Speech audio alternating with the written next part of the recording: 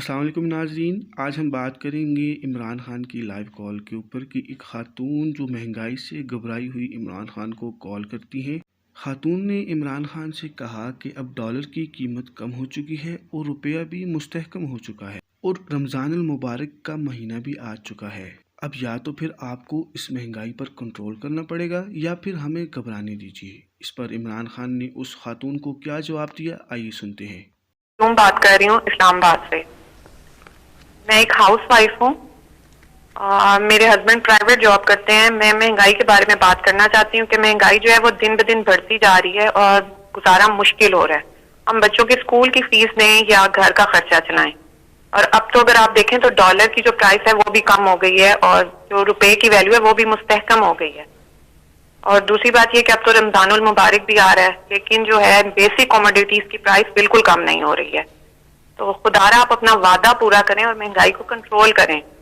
अगर आप ये नहीं हो सकता तो फिर आप जो डे फर्स्ट से कह रहे हैं कि आपको घबराना नहीं है, तो फिर आप हमें घबराने की इजाजत दे दें। जी अमरीन, बिल्कुल आपने वो बात की जो कि आप यकीन करें कि अब तक हमारी सिर्फ और सिर्फ कंसंट्रेशन, अगर बाकी सारी चीज़ें एक तरफ हैं तो महंगाई एक तरफ है। और महंगाई के अंदर आपने थोड़ा सा समझना है, क्योंकि महंगाई तो कई चीज़ों की है ना। कई चीज़ों की महंगाई ऐसी है जो कि हम एडमिनिस्ट्रेशन की वजह से ठीक कर सकते हैं। मसलन यानी अगर एक दुकान में एक कीमत आ रही है और दूसरी दुकान और कोई कीमत दे रही है और चीज़ तो वही है, तो यहां तो एडमिनिस्ट्रेटिव स्टेप्स ले सकते हैं और हम पूरा इसके ऊपर भी जोर लगा रहे हैं।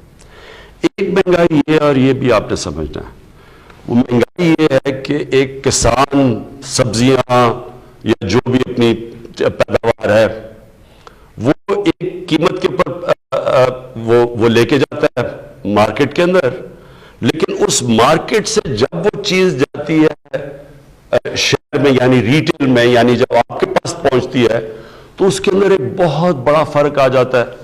वो किसान बेचारे को पूरे पैसे नहीं मिलते। मैंने किसानों को मिला जाके, तो किसानों ने कहा जी हमारा तो मुश्किल से खर्चा पूरा हो रहा है जो हम अपनी पैदावार या जो सब्जियां बता रहे थे, लेकिन वही सब्जी जब वो जा रही है शहर के अंदर तो वहां वो दुगनी से भी ज्यादा कीमत पर बिक रही है।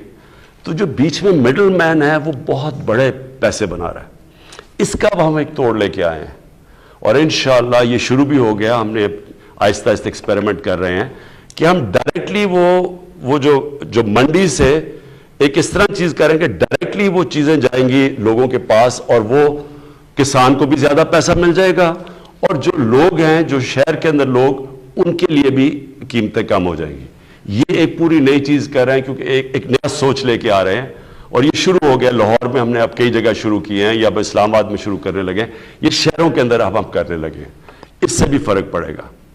एक तीसरा तरीका है, एक तीसरी वजह है, वो है जो मैं शुरू में आपको कहता हूं कि जब रुपया, मसलन हमारा रुपया अब आप हमारे आने के बाद 107 रुपया था, हमारे आने से पहले रुपया 124 था, लेकिन उससे 6-7 महीने पहले 107 का था। यानी 2018 की शुरू में तकरीबन 107 रुपए का डॉलर था और वो 2018 के बाद वो बढ़ते बढ़ते पहुंच गया 160 रुपए पे। और अब अल्लाह का करम है कि हमारी इकोनॉमी स्टेबल हो रही है तो रुपया भी मजबूत होता जा रहा है। इसका आपको इफेक्ट आएगा। मसलन इमीडिएटली इफेक्ट तो आ गया ना कि डीजल की कीमत गिर गई, आपको पेट्रोल की कीमत नीचे आ गई, तो ये तो आपको इफेक्ट नजर आ गया जब रुपया मजबूत हुआ।